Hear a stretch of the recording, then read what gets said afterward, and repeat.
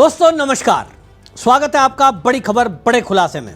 दोस्तों इस वीडियो में मैं आपको बताऊंगा कि ममता बनर्जी को सुप्रीम कोर्ट से बड़ा झटका लगा है। एक बड़े घोटाले में सुप्रीम कोर्ट ने अब ये मोहर लगा दी है कि ममता बनर्जी की सरकार में जो टीचर भर्ती घोटाले की बात चल रही थी, जिस पर हाई कोर्ट का फैसला था कि यह घोटाला हुआ है, इसमें अनियमितता हुई है, रिश्वत लेकर के भर्तियां की गई हैं, अयोग्य व्यक्तियों को इसमें भर्ती कर लिया गया है, उन बच्चों के साथ अन्याय हुआ है जिन्होंने सालों साल टीचर भर्ती के लिए तैयारियां की थी, कर्जा कर करके कोचिंग ली थी, उनके अंदर खुशी की लहर है। लेकिन ममता बनर्जी है कि सुप्रीम कोर्ट के फैसले को मानने से इनकार कर रही हैं। उनका कहना यह है कि वो न्याय का आदर करती हैं, लेकिन कैसा आदर है वो कहती है कि मैं इस फैसले को नहीं मानूंगी। असल में इस फैसले में सुप्रीम कोर्ट ने ममता बनर्जी को झटका देते हुए यह कह दिया कि बंगाल सरकार ने 25,753 जो शिक्षक और अन्य कर्मचारियों की भर्ती की थी, उस मामले में वो सब फर्जी है और हाई कोर्ट के फैसले को हम सही ठहराते हैं। जो हाई कोर्ट का फैसला है उसको सीजेआई संजीव खन्ना और जस्टिस पीवी संजय कुमार की बेंच ने सही ठहराया है। उन्होंने अपने आदेश में लिखा कि 2016 में पश्चिम बंगाल स्कूल सेवा आयोग ने सरकारी और सरकारी सहायता प्राप्त स्कूलों में जो 25,753 शिक्षक और अन्य वैकेंसियों को भरा था, उसमें कर्मचारियों की जो भर्ती थी जिसको हाई कोर्ट ने रद्द कर दिया था, वो हाई कोर्ट का फैसला सही है और हम उस पूरी भर्ती को कैंसिल करते हैं। और इतना ही नहीं, सुप्रीम कोर्ट ने अपने आदेश में यह भी कह दिया कि जो लोग वहां भर्ती किए गए क्योंकि वो उस योग्य नहीं है, क्योंकि रिश्वत दे करके भर्ती हुए हैं, क्योंकि उन्होंने जो एलिजिबल बच्चे हैं उनको साइड करके खुद भर्ती हो गए हैं, तो वो पूरा वेतन भी जमा करेंगे जो अभी तक सरकारी खजाने से उन्होंने लिया है। बस इसी बात से ममता बनर्जी बौखलाई हुई है। ममता बनर्जी पूरी तरह बौखला गई है, क्योंकि अब जो उसका वोटर है, जिन लोगों ने उनको पैसे भी दिए होंगे, मुझे नहीं पता दिए कि नहीं दिए, लेकिन जिन भी लोगों ने दिए, लोगों का दावा है, तो अब वो ममता बनर्जी से तो वापस लेंगे नहीं, क्योंकि कोई सबूत है नहीं। और इसीलिए अब पूरे पश्चिम बंगाल में हड़कंप मचा हुआ है। लेकिन आपको ये बता दूं कि ये जो 25,753 शिक्षक और अन्य वैकेंसी कैंसिल हुई हैं, जो लोग इसके पात्र थे उनके घरों में खुशी है। वो अब खुश हैं क्योंकि सुप्रीम कोर्ट ने यह फैसला कर दिया है कि 3 महीने के अंदर अंदर अब ये व्यवस्था करो, चाहे एग्जाम दोबारा करो। क्या होगा, क्योंकि पश्चिम बंगाल में फिर से अगर एग्जाम होता है तो वो तो फिर गड़बड़ी होगी। अब इस पर कोई व्यवस्था बनेगी, ये बाद की बात है, लेकिन रिकवरी का जो आदेश हुआ है, इससे तो मामला पूरी की पूरे पश्चिम बंगाल में हड़कंप मच गया है। भारतीय जनता पार्टी ने इसको लेकर के ममता बनर्जी का इस्तीफा मांगा है। आप सुनिए किस तरह से संबित पात्रा ने प्रेस कॉन्फ्रेंस करते हुए ये कहा कि इस मामले में ममता बनर्जी से हम इस्तीफा मांगते हैं, इनको इस्तीफा देना चाहिए। ममता बनर्जी को रेजिग्नेशन देना ही होगा। वो ह्यूमैनिटेरियज्म की बात करती है, मानविकता की बात करती है, मां माटी मानुष की बात करती है। अगर उनमें इतना भी तनिक भर भी कहीं सेंस ऑफ रेस्पॉन्सिबिलिटी बाकी है, तो तुरंत आज के आज ममता बनर्जी को रेजिग्नेशन दे देना चाहिए, नंबर 1। नंबर 2, स्पष्ट रूप से हम कहना चाहते हैं, जिन लोगों को निकाला जाएगा उन लोगों को तनख्वाह देने का काम ममता बनर्जी की सरकार करे। नंबर 3, हम जानते हैं ये जो मुद्दा है ये आज बंगाल का ही नहीं पूरे भारतवर्ष का एक बड़ा मुद्दा है। और आज ही आप देखिएगा ममता बनर्जी कुछ ना कुछ ऐसे दंगे इत्यादि भड़काना शुरू कर देगी बंगाल के अंदर, ताकि किसी भी कीमत पर लोगों का नजर इस घपले से हट करके लोग अपने आप को बचाने में, लोग अपने आप को किस प्रकार से सुरक्षित रखे उस पर लगेंगे। Civil instigate fears among people. आप देखिएगा आज भय का वातावरण बंगाल में बना देगी, कुछ ना कुछ करेगी ऐसा जिससे वहां भय का वातावरण हो जाए। और मैं कहना चाहता हूं ममता जी से और टीएमसी से, कुर्सी खाली करो, कुर्सी खाली करो कि जनता आती है, चेयर खाली करो, जनगण आसछे, जनगण आसछे, ममता दी चेयर खाली करो। करते होबे, अन्य उपाय ना, करते होबे, चेयर खाली करते होबे। भारतीय जनता पार्टी पहले दिन से ये कह रही है कि ये बहुत बड़ा घपला है, ये बहुत बड़ा घोटाला है और उस पर हाई कोर्ट का आदेश है। लेकिन ममता बनर्जी है कि कोई अगर प्रदर्शन कर रहा है तो उसको उठा के जेल में डाल दिया, कोई पत्रकार अगर उनके विरुद्ध न्यूज छाप देता है इस संबंध में उसको उठा के जेल में डाल देते हैं। पूरी दहशत फैलाई हुई है और इसीलिए पश्चिम बंगाल में कोई उनके विरुद्ध बात करने को तैयार नहीं है, सबको डरा धमका के रखा है। लेकिन अब क्या बोलेगी, सुप्रीम कोर्ट का आदेश आ गया तो भारतीय जनता पार्टी अब इस पर आक्रामक है और जो वो बच्चे हैं एक्चुअल में जो इनमें भर्ती होना चाहिए था, जो इसके पात्र हैं, उन लोगों में खुशी है। वो अब प्रदर्शन कर रहे हैं, वो कह रहे हैं कि ममता बनर्जी इस्तीफा दो तो ही नई वैकेंसी फिल हो सकती हैं जब कोई नया मुख्यमंत्री बनेगा, क्योंकि ममता बनर्जी के रहते ये तो हो नहीं सकता।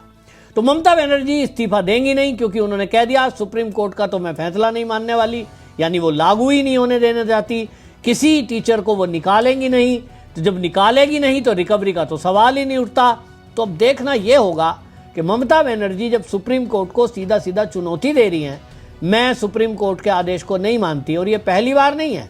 सीबीआई ने जब इनकी जांच की थी तब इन्होंने मना कर दिया, जब वहां एनआईए जाती है एनआईए के विरोध में इनकी पुलिस खड़ी हो जाती है, घुसपैठियों के विरुद्ध कोई एक्शन लेता है बीएसएफ तो ये विरोध में खड़ी हो जाती हैं। इवन ममता बनर्जी पहली ऐसी मुख्यमंत्री हैं जिन्होंने देश के गृह मंत्री तक का प्लेन उतरने नहीं दिया, बहुत जिद्दी हैं। तो फिर सुप्रीम कोर्ट को वो कुछ नहीं मान रही। अब देखना यह होगा कि supreme court Bharatiya Janata party के नेताओं को तो बड़ी डांट लगाता है, क्या वो ममता बनर्जी के विरुद्ध भी कोई कार्रवाई करेगा? आज तक किसी नेता के विरुद्ध तो कोई कार्रवाई हुई नहीं है, तो ममता बनर्जी को भी लगता ही होगा मेरे विरुद्ध भी कोई क्या कार्रवाई करेगा, और इसलिए उनको लगता है कि मेरे विरुद्ध भी कोई कार्रवाई कर नहीं सकता और उनको कोई हटा नहीं सकता। अब देखना होगा कि जिनके साथ अन्याय हुआ है, ममता बनर्जी ने जिनके साथ अन्याय किया है, अब क्या उनके साथ अगर सुप्रीम कोर्ट के फैसले के बाद भी न्याय नहीं होता है तो वो करते क्या हैं? एक ही काम है, प्रदर्शन कर सकते हैं। भारतीय जनता पार्टी उन बच्चों के साथ है, भारतीय जनता पार्टी साथ खड़ी है। संबित पात्रा की प्रेस कॉन्फ्रेंस सुनिए, क्या कहा उन्होंने। वेस्ट बंगाल की सरकार और वेस्ट बंगाल की मुख्यमंत्री ममता बनर्जी की क्रेडिबिलिटी और उनकी लेजिटिमेसी की धज्जियां उड़ गई हैं। यह सुप्रीम कोर्ट ने कहा है, यह कोई भारतीय जनता पार्टी नहीं कह। No reason to interfere in the high court judgment. Supreme court ने कहा कोई कारण नहीं है कि जो हाई कोर्ट की जजमेंट है उसमें हम इंटरफियर करें। हाई कोर्ट ने ठीक कहा है, tainted candidates must be terminated. 23 lakh से 24 लाख युवकों ने, युवतियों ने दिन रात पढ़ाई करके एप्लीकेशन भरा कि हम टीचर बनेंगे, नॉन टीचिंग स्टाफ में जाएंगे, हमारा जीवन आगे बढ़ेगा, बूढ़ी मां बाप को हम पालेंगे। और अंततः आपने पैसे लेकर 5 से 15 लाख रुपए तक या उससे ज्यादा पैसे लिए गए, मैं उस पर भी आऊंगा, एक एक कैंडिडेट से, और पैसे के दम पर आपने ये जो भर्ती किया है, ये टेंटेड कैंडिडेट्स को टर्मिनेट करना होगा, ये सुप्रीम कोर्ट ने कहा। Appointments were result of cheating and fraud. ये जो अपॉइंटमेंट हुआ है ये चीटिंग और फ्रॉड के नतीजे से हुआ है, धोखेबाजी से की गई है, ये सुप्रीम कोर्ट ने कहा है, ये कोई भारतीय जनता पार्टी नहीं कह रही है। आप सोचिए अगर किसी और मुख्यमंत्री के लिए ऐसे शब्दों का उच्चारण डिस्ट्रिक्ट कोर्ट भी कर दी होती तो हाय हंगामा मच जाता। राहुल गांधी पजामा और टी शर्ट में ही आ जाते पार्लियामेंट, वो आए भी थे शायद कल परसों, वो पजामा टी शर्ट में आके बोलते डेमोक्रेसी खत्म हो गई, हत्या हो गई डेमोक्रेसी की, मुख्यमंत्री को गिरफ्तार करो, अरेस्ट करो, हिटलर है। कहां है भैया राहुल गांधी, कहां हो आप, कहां है ये इंडी वाले?